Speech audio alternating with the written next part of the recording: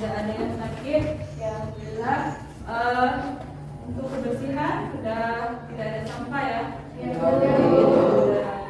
Oke, untuk memulai pembelajaran, marilah kita berdoa dulu. Doanya dipimpin oleh ketua kelas. Ketua kelas doanya. Siap. Baiklah teman-teman, sebelum kita belajar, marilah kita berdoa menurut agama dan kepercayaan masing-masing. Berdoa mulai.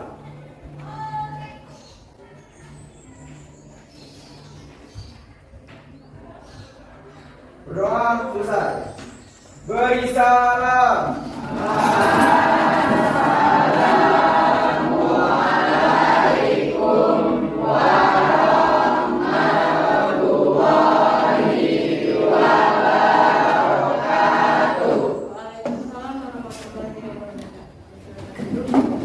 Oke, sebelum mulai pelajaran, kalian kan sekarang kelas 10, berarti sudah lama dari SMP kemarin sudah ibu baca-baca. Ternyata di SMP itu sudah belajar sedikit ya pengertian mengenai atom, apa itu ion. Nah, sebelum mulai pembelajaran, Bu mau nanya dulu, ada yang masih ingat apa itu pengertian dari atom? Bu, Ya, nanti.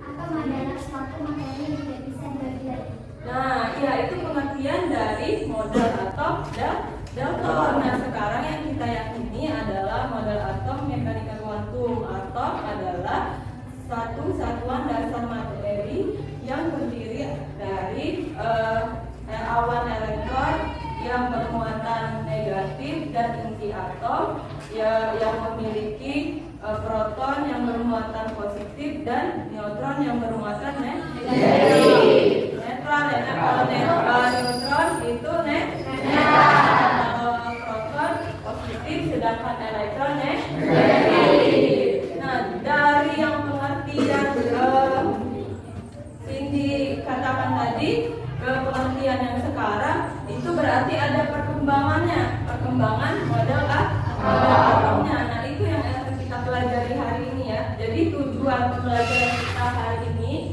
adalah yang pertama itu bisa menjelaskan dari model atom Dalton, kemudian Thomson, Rutherford, Bohr, dan mekanika kuantum. Kemudian yang kedua bisa membedakan, model-model atom itu dari model atom Dalton, kemudian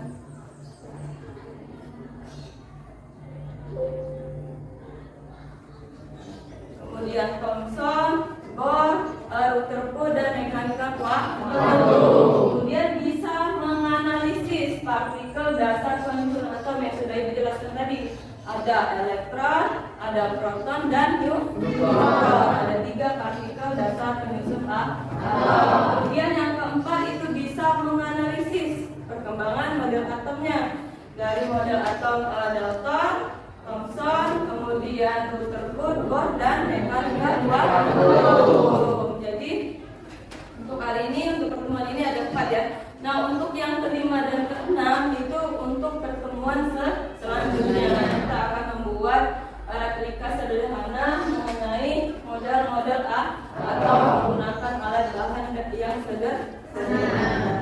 Nah, oke, itu tujuan pembelajaran kita hari ini. Kemudian untuk penilaian pembelajaran nanti ada 3 aspek yang Ibu nilai. Yang pertama sikap, kemudian keterampilan, dan pengetahuan. Nah, untuk sikap nanti Ibu observasi ketika kalian lagi berkelompok atau bekerja sama. Kemudian untuk penilaian pengetahuan itu kita nanti ada evaluasi di akhir pembelajaran nanti untuk pertemuan kedua ya. Nah, untuk penilaian keterampilan Ibu akan lihat hasil karya kalian nanti masing-masing ya. Oke, jelas sampai situ? Jelas. Nah, sebelum masuk ke inti pembelajaran, Ibu mau mengajak kalian dulu menonton video tentang sekecil apa atom yang akan kita pelajari ya. Alam semesta yang begitu penuh dengan misteri, khususnya buat kita dengan sedikit semua bernama atom. Matahari, bulan, bintang, sampai hewan dan manusia itu semua kesusun sama misteri kecil ini. Dan dari buku sekolah Jepang. Lalu kita mungkin pernah mengira para atom itu ada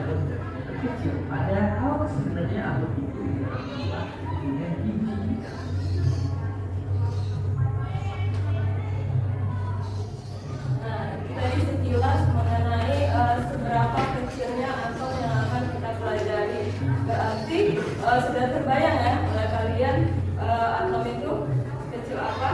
Kecil kurang dari bakteri, kecil lagi dari virus, kecil lagi dari ya. Nah, jadi untuk mempelajari atom ini, untuk melihat atom berarti kita memerlukan alat. Bakteri aja itu harus menggunakan alat baku, apalagi atom. Nah, kita masuk ke inti pembelajaran kita ya.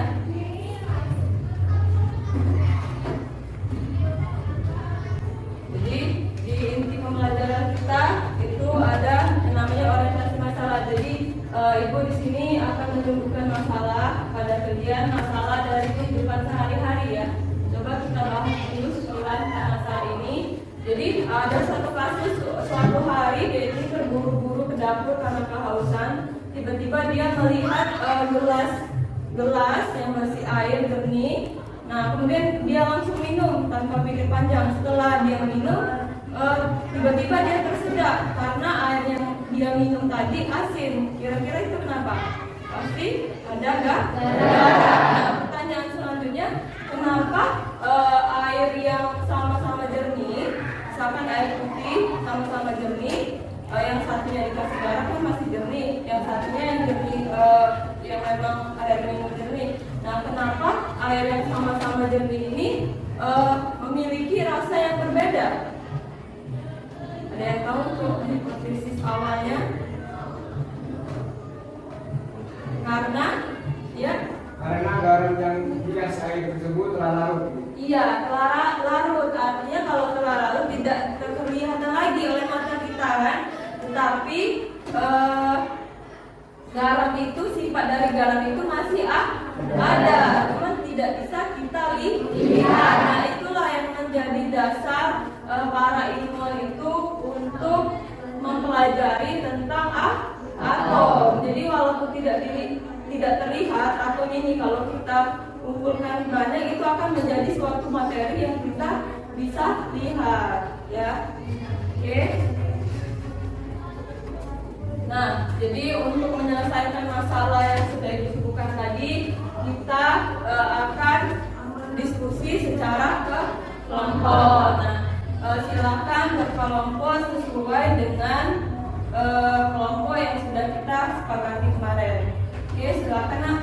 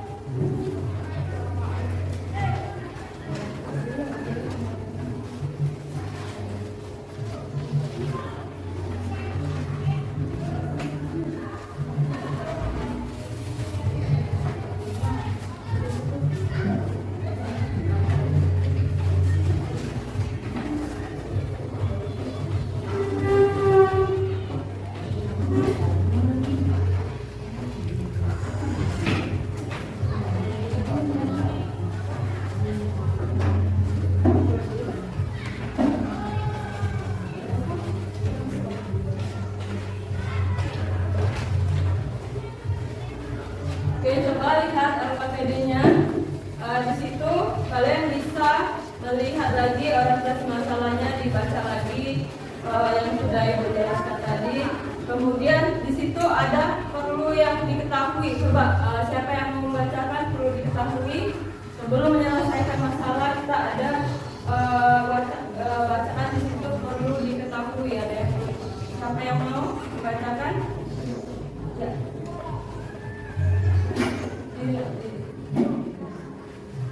Garam dapur yang sudah menjadi butir-butiran apakah masih memiliki sifat garam dapur? Tentunya butir-butiran tersebut masih memiliki sifat zat asalnya, yaitu asin. Butir-butir garam yang terkecil pada awalnya dinamakan dengan partikel. Dengan demikian, setiap materi garam yang kita kenal terdiri atas kumpulan partikel garam yang jumlahnya banyak sekali. Setiap materi bukan merupakan satu kesatuan, tetapi merupakan kumpulan dari partikel-partikel yang sangat banyak. Oleh karena partikel-partikel itu terdiri atas satu kesatuan, maka berarti setiap materi terdiri atas bagian-bagian yang diskontinu, terputus-putus. Pemikiran ini mendasari pengertian tentang atom yang telah mengalami perkembangan cukup lama. Teori atom merupakan salah satu teori yang digunakan untuk mengenali sifat dari sebuah benda. Menurut sejarah yang tercatat, penemu teori atom adalah seorang yang berasal dari Yunani, yakni Demokritus. Nah, itu yang dibacakan oleh teman-teman tadi adalah suatu dasar yang mendasari para ilmuwan itu untuk melakukan penelitian tentang atom. Jadi seperti itu ya. Nah, kalian setelah ini jawab LKPD-nya di situ.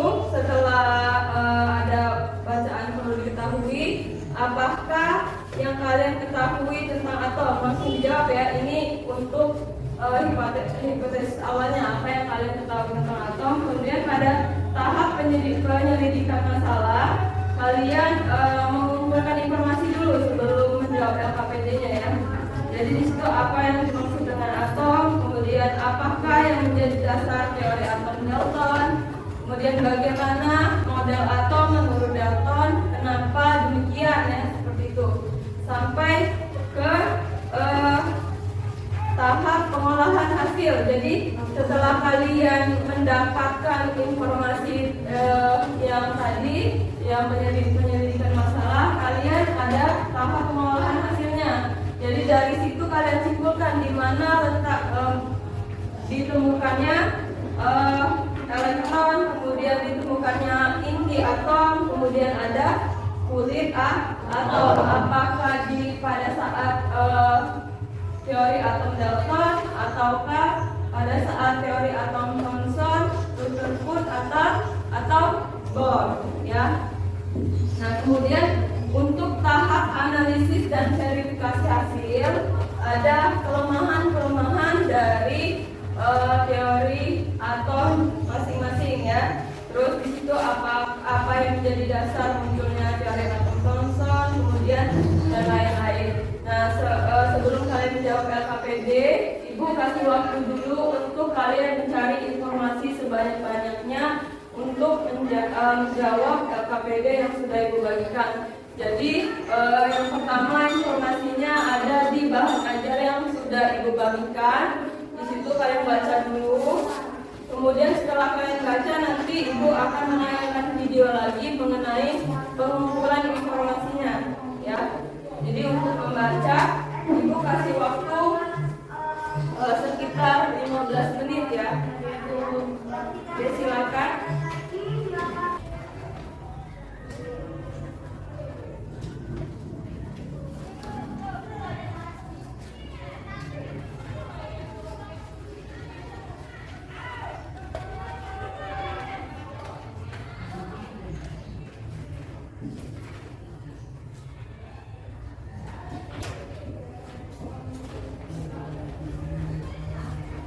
Oke, sudah selesai? Sudah ya. Nah, setelah kalian membaca, berarti sudah sedikit banyak itu sudah ada yang kalian ketahui mengenai teori-teori atom. Nah, Ibu mau menambahkan lagi informasi yang harus kalian dapatkan melalui video ya. Coba kita simak video berikutnya.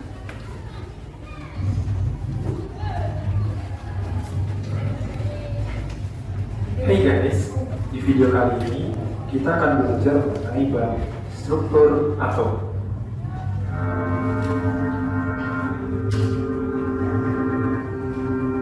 Di video ini, kita akan berfokus pada pembahasan mengenai perkembangan teori atom. Teori atom yang kita pelajari ada 5 garis. Yang pertama, dimulai oleh Dalton. Yang kedua, dikembangkan oleh Thomson. Yang ketiga, dikembangkan oleh Rutherford. Yang keempat, dikembangkan oleh Bohr. Dan yang terakhir yang kita kenal sekarang, yaitu model mekanika kuantum. Nah, mari kita bahas masing-masing ya.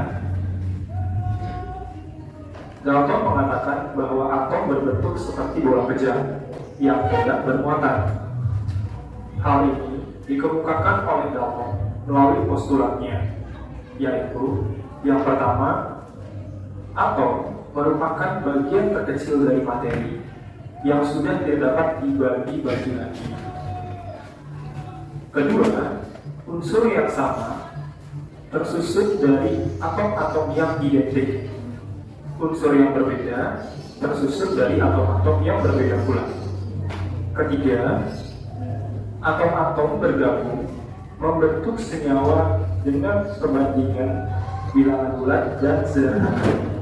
Dan yang terakhir, atom tidak dapat diciptakan atau dimusnahkan.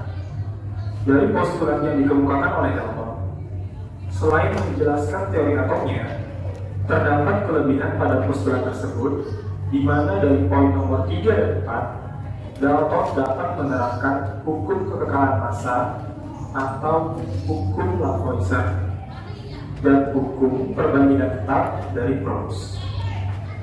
Namun, ada juga beberapa kelemahan pada teori atom Dalton, di mana Dalton tidak dapat menerapkan sifat listrik atom, dan pada kenyataannya atom-atom masih dapat dibagi lagi menjadi partikel subatom.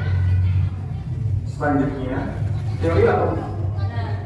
Gue jelaskan dulu ya, untuk teori atom Dalton, walaupun di sini dia tidak bisa menerapkan kelemahan, tidak bisa menyatakan bahwa atom itu masih dapat dibagi lagi menjadi partikel subatomik, itu adalah kelemahan dari model atom dan Dalton. Jadi sebenarnya bukan tidak bisa dibagi lagi, ternyata di dalam atom itu masih ada partikel penyusun atom. Tapi di sini ada kelebihan, ya. Kelebihannya adalah dapat menerapkan hukum kekekalan massa dan hukum perbandingan tetap. Nah, ini materi ini nanti kita akan pelajari lebih lanjut pada bab stoichiometry, ya. Itu bab terakhir pada kelas 10 nanti. Oke.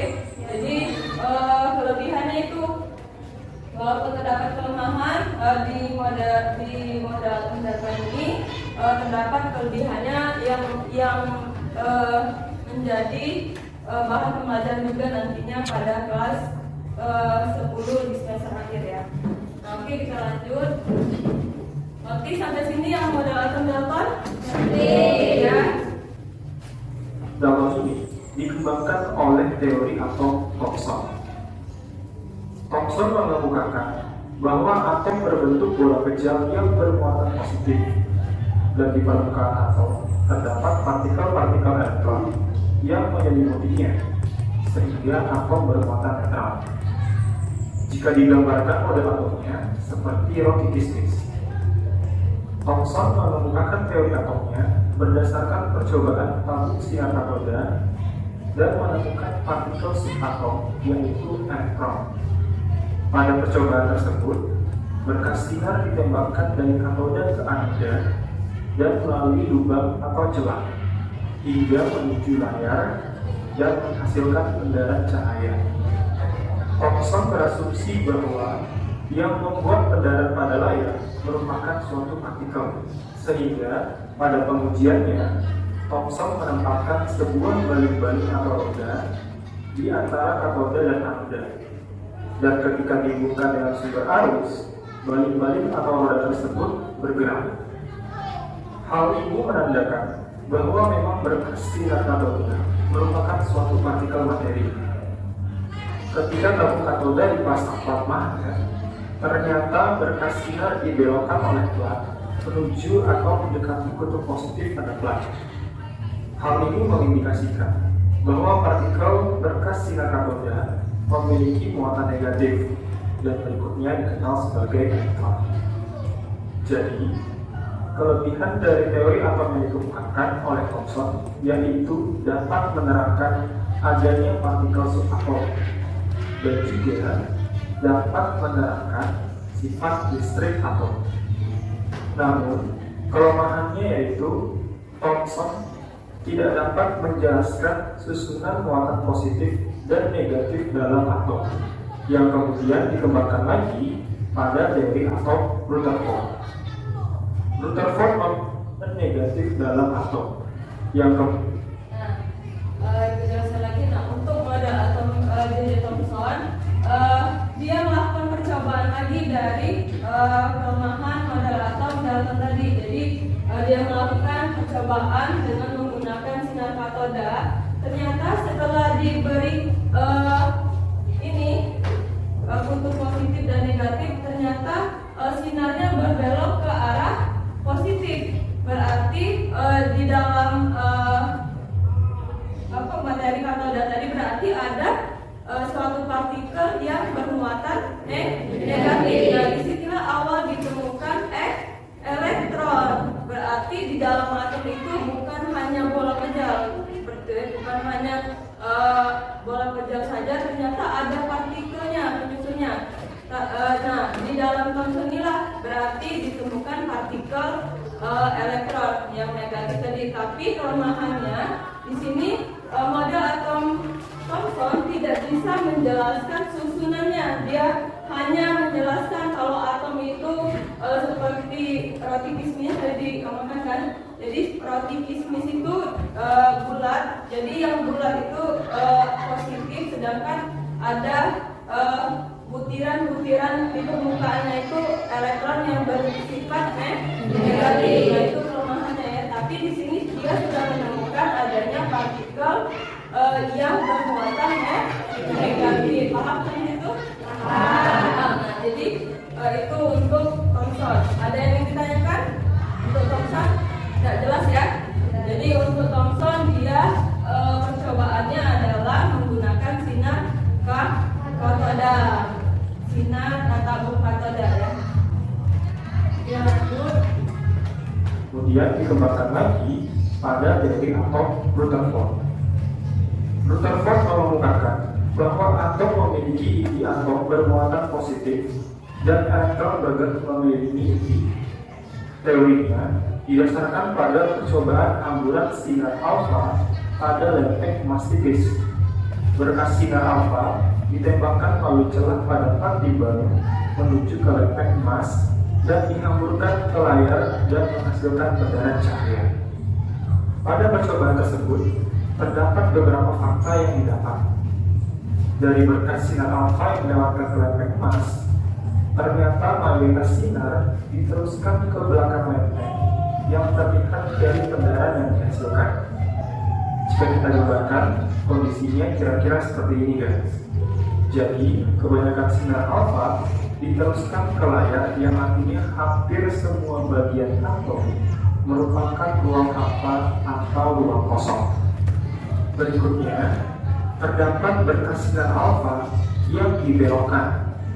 Rutherford menyimpulkan bahwa ada partikel lain pada atom yang membelokkan berkas sinar alfa. Karena berkas sinar alfa bermuatan positif, maka partikel pada atom tersebut pasti juga bermuatan positif guys, yang mengakibatkan adanya tolakan yang membelokkan berkas sinar alfa. Lalu, ternyata terdapat sejumlah kecil berkas sinar alfa yang dipantulkan, di mana hal itu disebabkan seolah-olah ada partikel lain yang bertumbukan dengan berkas sinar alfa dan tumbukan itu terkonsentrasi pada satu bagian.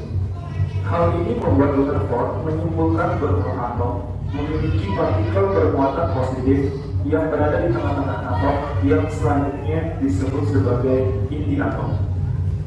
Dari teori atom yang dikemukakan oleh Rutherford, terdapat beberapa kelebihan, yaitu dapat menerangkan fenomena penghamburan partikel alfa pada lempeng emas tipis, dan juga dapat menerangkan keberadaan inti atom sebagai pusat massa atom.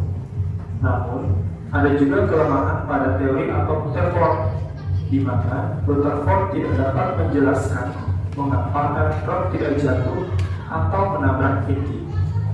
Nah, teman-teman perlu tahu, jika suatu benda, dalam hal ini adalah elektron, mengelilingi inti sebagai pusat massa atau pusat gravitasi dengan energi kinetik tertentu, energi kinetik ini akan mengatasi gaya tarik inti terhadap elektron, sehingga elektron dapat terus mengelilingi inti.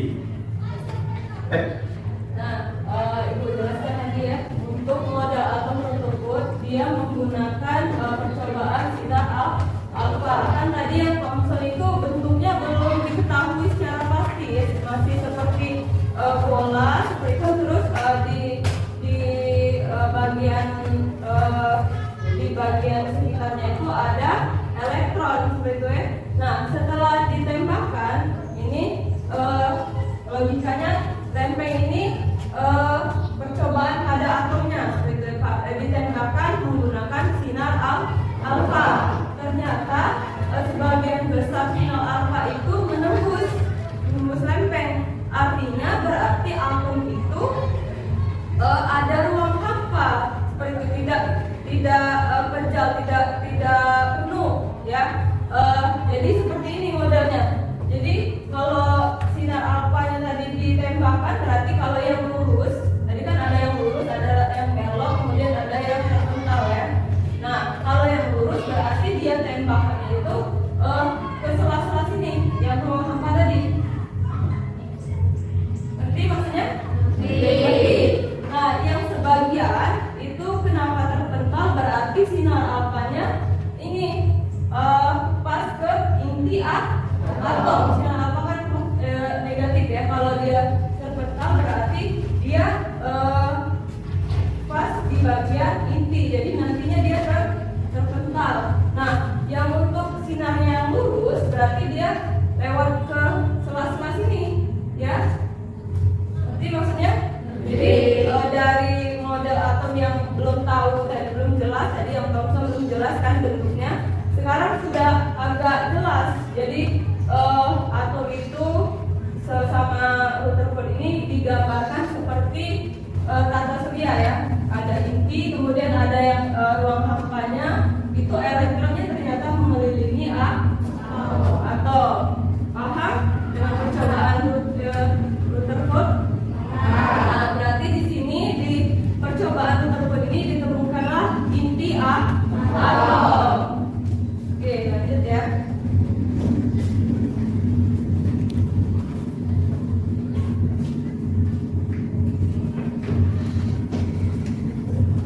Energi kinetik elektron akan terus menurun akibat pemancaran radiasi gelombang elektromagnetik yang menyebabkan elektron Iya, dari lupa.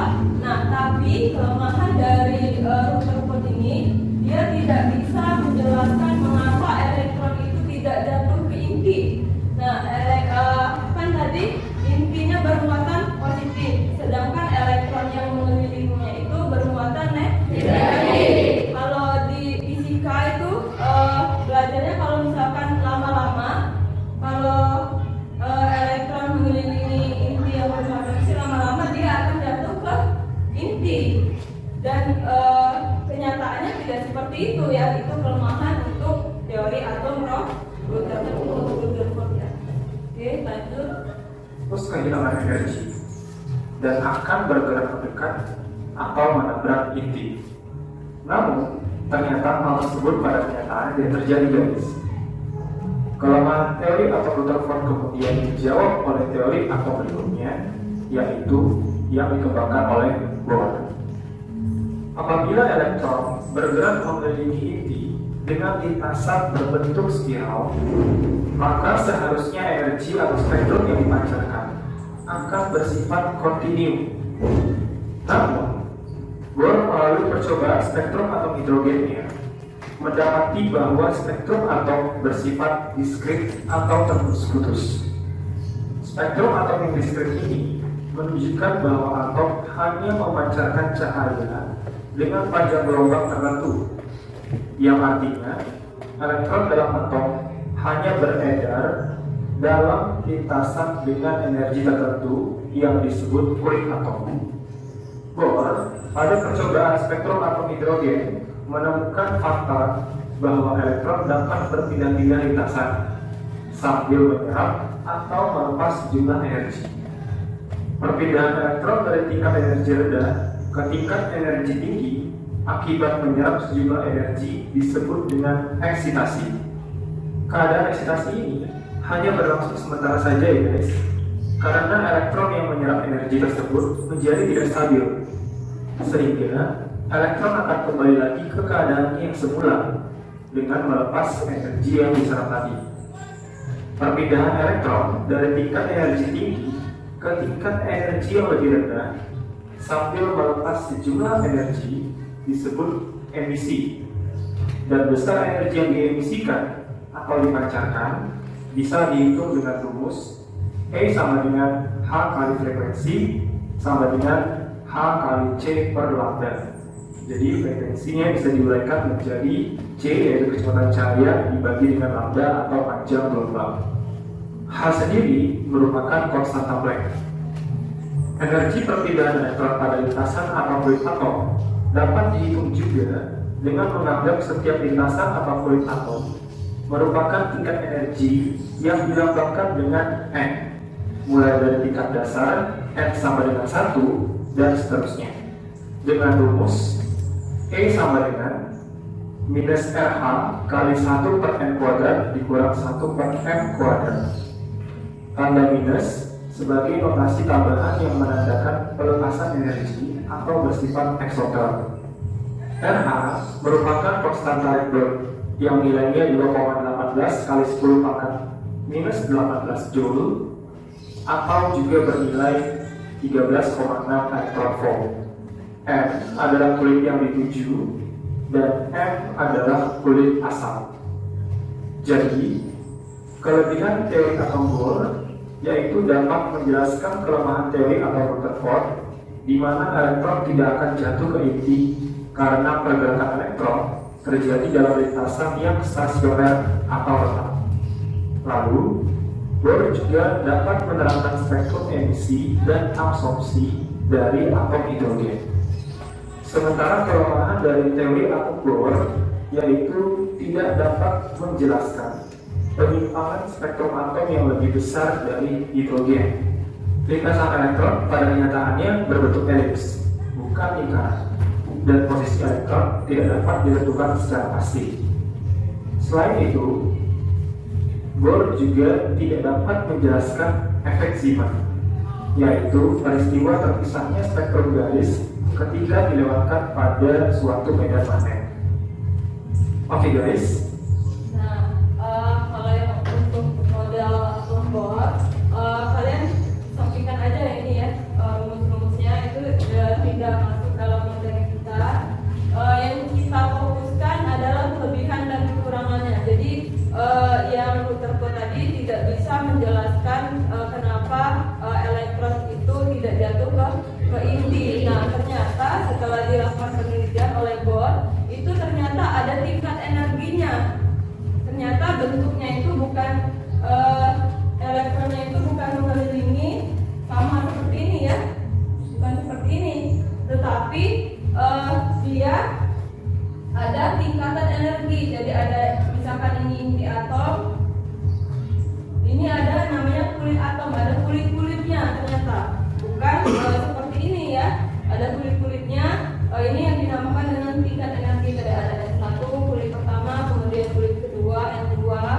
Nah, nanti di sini elektronnya yang mengisi seperti itu. Jadi elektronnya itu kita ibaratkan seperti ada kastanya ya, ada tingkat rendah, ada tingkat tinggi, dan kemudian lebih tinggi lagi seperti itu ya. Tidak yang seperti ini. Jadi ada kastanya elektron itu. Nah, untuk yang pertama biasanya itu nanti ada elektronnya sebanyak dua elektron. Kemudian yang kedua, kulit kedua itu ada sebanyak 8 elektron. Nah, seperti itu. Nah, yang dijelaskan tadi Jadi elektronnya bisa berpindah-pindah dari energi yang rendah ke tinggi atau dari energi tinggi ke rendah. Jadi kalau misalkan elektronnya berpindah, itulah yang menyebabkan pancaran warna tadi kan, ada pancaran warnanya. Jadi kalau misalkan elektronnya berpindah dari tingkat rendah ke tinggi, dia akan nanti memancarkan suatu cahaya seperti itu ya. Makanya cahayanya itu bukan continue, tapi discrete, terputus-putus. Kalau continue tadi seperti ini kan, kalau terputus-putus dia ada yang lebih tinggi, kemudian melompat ke rendah seperti itu ya. Paham ya maksudnya? Oke, lanjut. Nah, untuk yang rumus-rumusnya itu dipelajari mungkin di fisika ya. Tapi kalau yang kita ini fokus ke kelemahan dan kekurangan dari masing-masing model atom. Agar lebih paham menghitung energi emisi, mari kita bahas contoh soalnya ya. Dapatkan hasilnya nanometer dalam atom oleh De Broglie. Model atom ini jadi paham ya guys. Jika sudah paham, kita lanjut ke materi yang berikutnya.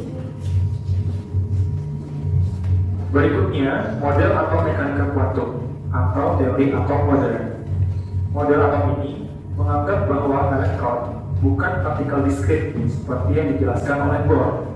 Namun, elektron memiliki sifat dualisme materi seperti yang telah dinyatakan oleh De Broglie, yaitu elektron dapat dianggap sebagai materi karena memiliki massa dan menempati ruang dalam atom. Selain itu, elektron juga dianggap sebagai gelombang, di mana pergerakan elektron dalam lintasannya berbentuk gelombang.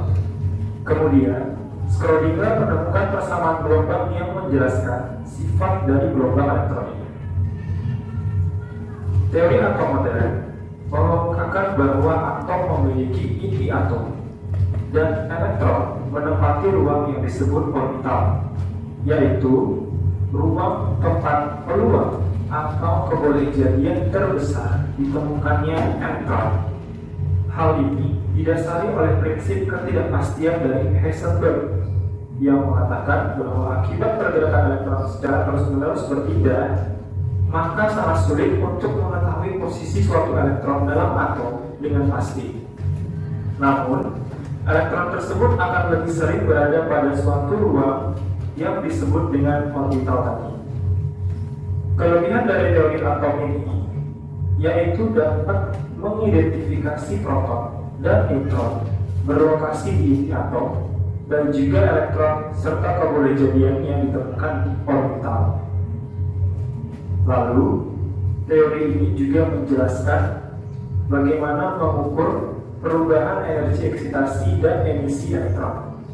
Sementara kelemahan dari teori atom modern yaitu rumusan persamaan gelombang hanya dapat diterapkan secara eksak untuk partikel dalam kotak dengan atom yang berelektron tunggal, serta model atom ini sulit diterapkan untuk sistem makroskopis dengan kumpulan atom, misalnya pada tumbuhan, hewan, dan manusia.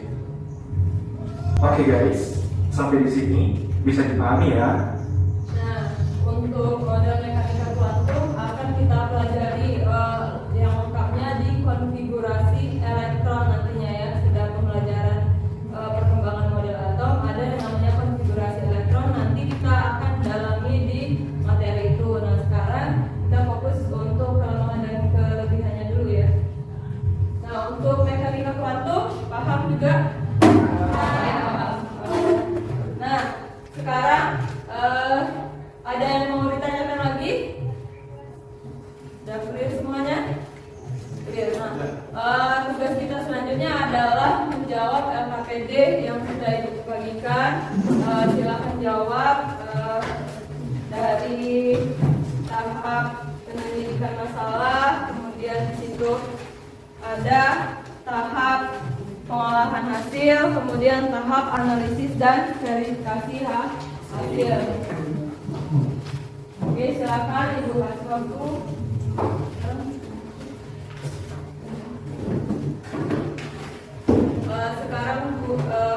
0928 Ibu kasih waktu untuk menjawab LKPD-nya sekitar 20 menit ya. Ya Bu. Oke, silakan dikerjakan.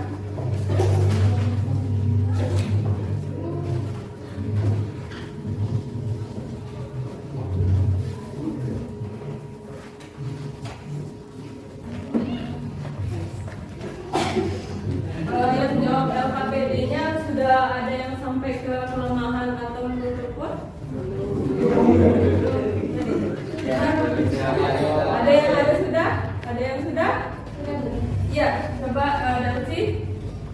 Kelemahan model atom Rutherford adalah tidak dapat menjelaskan mengapa elektron tidak jatuh ke inti. Iya, itu adalah benar ya, itu adalah kelemahan dari teori atom Rutherford. Nah, ada yang bisa jelaskan bagaimana apa percobaan Bohr itu sehingga bisa menjelaskan dari kelemahan atom Rutherford? Ada yang bisa? Iya.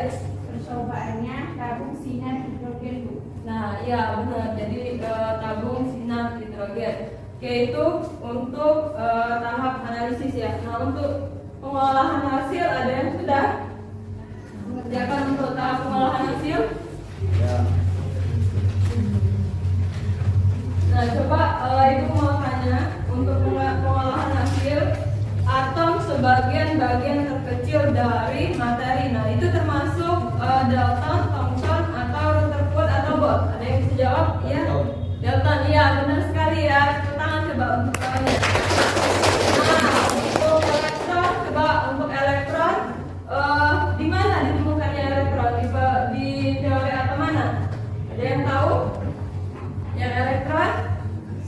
Yang lain dulu? Yang elektron? Ya?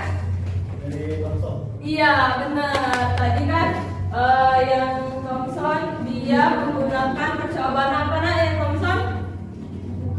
Percobaan sinar katoda. Ya, dia di percobaan sinar katoda itu ketika dikasih magnet cahayanya belok ke arah positif sehingga ditandai dengan adanya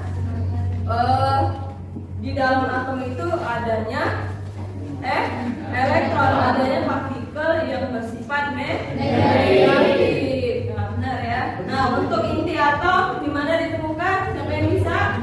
Ya. Iya benar, Rutherford ya. Tangan coba untuk nah, kulit atom. Iya, sudah paham semua ya. Alhamdulillah. Oke, silakan lanjutkan nak untuk menjawab LKPD-nya.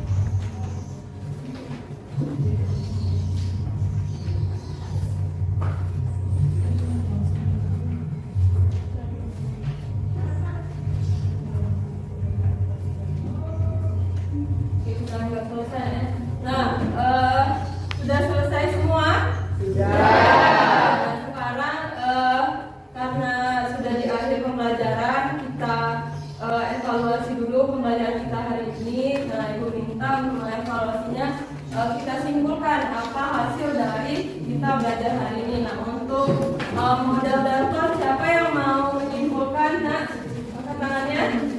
Model Dalton. Siapa yang mau menyimpulkan? Iya, silakan. Bawa diri ya.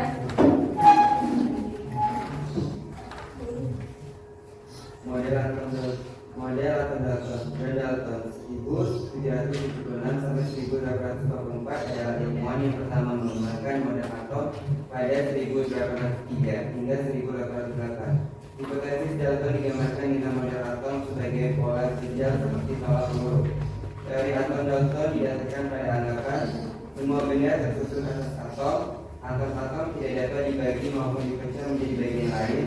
Atom-atom tidak dapat diciptakan maupun dihancurkan. Atom-atom dari unsur tertentu adalah identik satu terhadap lainnya dalam ukuran, massa, dan sifat-sifat yang lain. Namun mereka berbeda dari atom-atom dari unsur-unsur yang lain. Perubahan kimia merupakan penyatuan atau pemisahan dari atom-atom yang tidak dapat dibagi sehingga atom tidak dapat diciptakan atau dimusnahkan. Namun sayangnya teori Dalton tidak dapat menjelaskan bagaimana atom sebagai bola sijil dapat menghantarkan arus listrik. Padahal listrik adalah elektron yang bergerak. Ia tak sempat membuktikan partikel yang menghantar arus listrik secara garis. Misalnya teori Dalton memiliki kelemahan antara lain masih ada partikel subatomik yang mengusung atom, proton, neutron, dan elektron. Atom-atom dari unsur yang sama dapat mempunyai massa yang berbeda, tidak mengenal muatan atau psikoelektrik materi sehingga tidak bisa menjelaskan bagaimana cara atom dapat berikatan. Beberapa unsur tidak terdiri dari atom macam molekul seperti molekul unsur terbentuk dari atom sendiri dengan jumlah tertentu.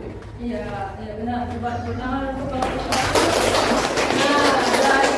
dari kesimpulan model atom Dalton tadi katanya kelemahannya tidak bisa menjelaskan adanya muatan listrik di dalam atom. Nah, untuk selanjutnya berarti untuk model atom Thomson siapa yang mau?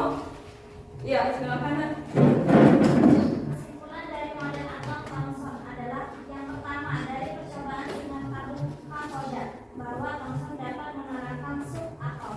Yang kedua, dapat menerangkan sifat listrik atom, tapi memiliki kelemahan, tidak dapat menjelaskan susunan muatan positif dan negatif dalam atom. Iya, benar. Coba pertama untuk nah, yang ketiga itu siapa yang mau menyimpulkan model atom dari Rutherford? Ya, silakan. Nak. Kesimpulan dari model atom Rutherford. Ernest Rutherford, ahli fisika kelahiran Selandia Baru, adalah salah satu tokoh yang berjasa dalam pengembangan model atom. Rutherford membuat model atom seperti tata surya. Atom adalah bola berongga yang tersusun dari inti atom dan elektron yang mengelilinginya. Inti atom bermuatan positif. Selain itu, massa atom berpusat pada inti atom. Model ini persis seperti bagaimana planet mengelilingi matahari. Rutherford berjasa mengenalkan konsep lintasan atau kedudukan elektron yang telah disebut dengan kulit atom. Namun model atom Rutherford tidak dapat menjelaskan mengapa elektron tidak jatuh ke dalam inti atom. Kelebihan model atom Rutherford, kelebihannya dapat menerangkan fenomena penghamburan partikel alfa pada lempeng emas tipis. Dua, dapat menerangkan keberadaan inti atom sebagai pusat massa atom. Kekurangan atau kelemahan model atom Rutherford tidak dapat menjelaskan mengapa elektron tidak jatuh ke inti. Oke, baik sekali ya. Oke, tepuk tangan. Nak. Nah, sekarang selanjutnya untuk kesimpulan model atom dari Bohr. Oke, silakan. Nak. Diri ya. Kesimpulan dari Bohr, atom terdiri dari inti yang bermuatan positif dan dikelilingi oleh elektron yang bermuatan negatif di dalam suatu lintasan. Elektron bisa berpindah dari satu lintasan ke lintasan yang lain dengan menyerap atau menghancurkan energi, sehingga energi elektron atom itu tidak akan berkurang. Jika perpindahan ke lintasan yang lebih tinggi, elektron akan menyerap energi. Jika perpindahan ke lintasan yang lebih rendah, elektron akan memancarkan energi. Kedudukan elektron-elektron pada tingkat-tingkat energi yang tertentu yang disebut kulit-kulit elektron. Ya, tepuk tangan. Benar ya. Oke, pertanyaan terakhir, siapa yang mau menyimpulkan mekanika kuantum? Ya, silakan. Nak. Kesimpulan dari model atom mekanik kuantum. Model atom mekanika gelombang, yaitu elektron berupa mengelilingi inti atom membentuk gelombang, bukan berupa garis lingkaran seperti yang ditemukan oleh Bohr. Akibatnya kedudukan elektron di sekitar inti tidak diketahui dengan pasti. Yang diketahui hanya daerah kebolehan jadian atau orbital. Dengan demikian ada ketidakpastian tentang letak dan kecepatan elektron tersebut. Kelebihan dari model atom mekanika kuantum: satu, dapat mengidentifikasi proton, neutron, berlokasi inti atom dan juga elektron serta kebolehan jadinya ditemukan di orbital. 2, dapat mengukur perubahan energi, eksitasi dan emisi elektron. Kelemahan dari model atom mekanik kuantum: 1, rumusan persamaan gelombang hanya dapat diterapkan secara eksak untuk partikel dalam kotak dan atom dengan elektron tunggal. 2, model atom ini sulit diterapkan untuk sistem makroskopis dengan kumpulan atom, misalnya pada tumbuhan, hewan, dan manusia. Nah, oke, tepuk tangan, Nak. Jadi Bu mau simpulkan lagi dari kelima tadi, berarti ada kelemahannya masing-masing ya. Pada akhir yang kita akan pelajari juga untuk mekanika gelombang itu ternyata masih ada kelemahan yang sekarang yang kita yakini sekarang ya, yaitu adalah mekanika gelombang masih ada kelemahan. Berarti di sana bisa kita simpulkan betapa kompleksnya buatan atom yang dibuat oleh Tuhan itu ya. Terbayang tak kalian? Jadi kita aja yang sudah bertahun-tahun lah, sudah beribu tahun untuk membuat ilmuwan itu membuat percobaan tentang atom ini masih belum secara pasti kita pelajari, atau masih belum pasti benar ya atom itu seperti apa, kemudian bagaimana dia sehingga membentuk suatu materi seperti itu ya. Nanti untuk selanjutnya itu ada namanya konfigurasi elektron. Jadi yang boleh jadian untuk tingkat energi elektron tadi itu akan kita pelajari di konfigurasi elektron. Nah, di konfigurasi elektron pula kita akan mengetahui bagaimana cara nanti suatu atom itu berikatan dengan atom yang lain ya. Jadi atom-atom itu tidak sendirian ya, tidak di dalam kehidupan kita ini, di dunia ini tidak, atom itu tidak serta-merta satu atom saja seperti itu ya. Jadi pasti dia berikatan dengan yang lain kecuali atom yang stabil. Nanti itu kan kita pelajari lagi lebih lanjut ya. Jadi atom-atom ini karena dia ada elektron yang mengelilinginya, jadi elektron ini sebenarnya tidak stabil. Nah, nanti dia akan mencari pasangan elektron lainnya. Seperti kalian bayangkan saja H2O. H2O itu atomnya ada dua kan? Ada H dan O. H-nya ada dua, kemudian O-nya ada satu. Nah, untuk mereka berikatan nanti itu akan kita pelajari. Nah, itu masih berkaitan dengan elektron yang ada di dalam hidrogen dan oksigen itu. Ya, bagaimana mereka bisa berikatan? Oh, ternyata elektronnya yang mempengaruhi. Jadi setiap atom itu elektronnya itu berbeda-beda ya. Ada yang satu hidrogen itu elektronnya hanya ada satu di dalam atom. Nah, untuk O itu nantinya ada 16 elektron di dalam atom O. Nah, beda-beda, setiap unsur itu beda-beda proton, elektron, dan neutronnya. Nanti untuk mempelajari ketiga partikel itu kita mungkin setelah ini lanjut lagi ya, belajarnya mengenai notasi atom namanya. Jadi ada notasi atom, di situ dijelaskan nanti misalkan unsur hidrogen ada nomor masanya, kemudian nomor atomnya, kemudian dari nomor massa dan nomor atom kita bisa mencari jumlah elektron, proton, dan neutron. Jadi dapat disimpulkan bahwa setiap unsur yang ada di dunia ini beda-beda, banyak elektronnya, banyak protonnya, banyak neutronnya. Oke, paham? Alhamdulillah. Oke, kita sudah habis jam pembelajaran kita ya. Ini sebelum menutup pembelajaran, kita doa dulu ya. Doa dipimpin oleh ketua kelas. Boleh didiskusi dulu KPD-nya.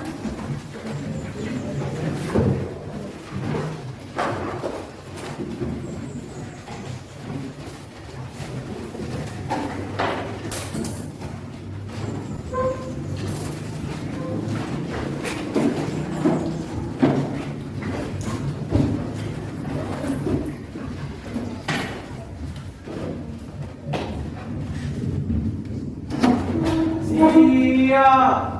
Dan teman-teman, sebelum kita pulang, marilah kita membaca doa menurut agama dan kepercayaan masing-masing. Berdoa mulai.